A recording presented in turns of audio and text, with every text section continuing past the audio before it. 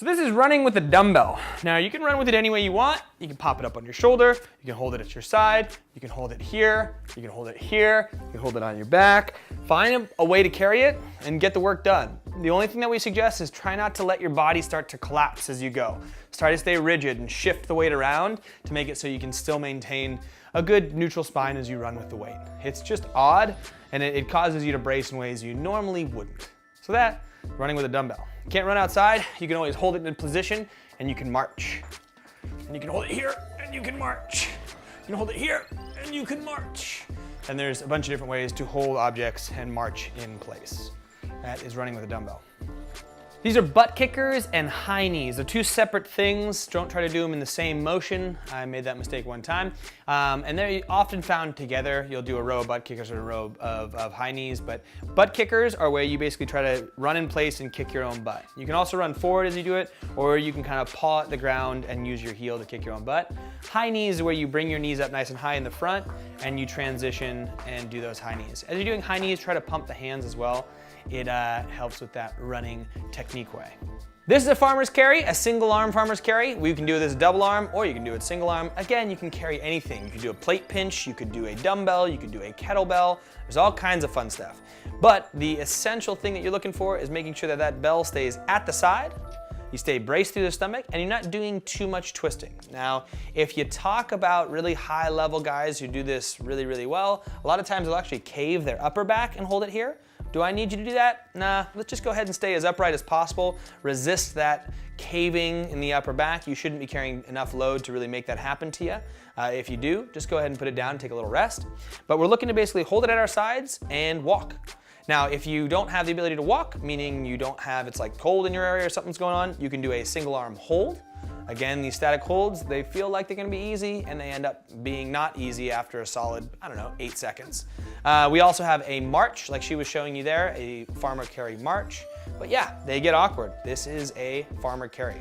Now, if you've got big old monster hands, you can also take what's called a hook grip, where you grab your own thumb. That'll make it so your grip doesn't work quite as hard and allow you to walk a little bit further distance. Totally up to you how you do that. Enjoy your monster fingers. That is a farmer carry and its variations. So this is a front squat. It can be done with a single arm, a double arm. It can be done with just your hands, but the idea is you pop it up in a front rack position, which is the bell on your shoulders. If you had two, it'd look like this, where your other hand's up and the bell's in the other hand. And you're doing a squat. You're going all the way down, standing all the way back up.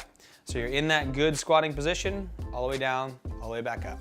That's a left arm front squat with a single dumbbell. And you can switch to the right arm, you can do it with a kettlebell, all kinds of fancy jazz up in there. So this is a push-up and the different variations of a push-up. Basically, you're gonna look to get your body out nice and flat, good, pretty plank here. You go all the way down to your chest touches the ground, and you press all the way back up to your elbow locks out. Rather than shortening up the range of the push-up, so don't do a half push-up, what you're gonna wanna do is you're gonna wanna go to your knees. You do a push-up where you go to your knees, touch your chest to the ground, come back up. So you make it a little bit easier with where you're holding. Another thing you can do is you can elevate that. You can even go on your knees and elevate it. So go over, she'll show you on the box here. So basically go on your knees, elevate it up, go down till you touch your chest. But the same thing applies. We want the same range of motion. Chest touches the object, elbows lock out at the top. That's our push-up and some variations. These are reverse lunges. Reverse lunges, basically stepping back in a lunge rather than stepping forward. So a reverse lunge, you're gonna step back, touch your knee to the ground, and then step back together. So usually they're done in place. You can move with them should you want to, but in general, their reverse lunges are done in place. With this, like any other lunge, make sure you're taking a wider stance rather than, think more train track rather than tightrope as you step back. Yeah, train track. And make sure the weight of the front foot is in the middle of the foot / heel. Good luck. So this is a deadlift. Deadlift, you're basically gonna have the weight on the ground and you pick it up. The idea here is basically keeping this low back as rigid as you possibly can. And the more you need to bend your knees, some people are gonna have a little straighter leg, but we wanna make sure that the chest stays as tall as we can and the back stays flat. Another way you can do this is by going in between the legs, and this is a sumo deadlift. So you widen up the legs and go here. The main thing to look at here is making sure the knee stays tracking out over the toe. as you do this. Now you can actually make a really narrow stance or a narrower stance and do kind of a hybrid between the two. It's a narrower stance with the deadlift in the front. This is oftentimes a good compromise to keep a good back position for people who can't go on the outside of the legs, just they don't have that range.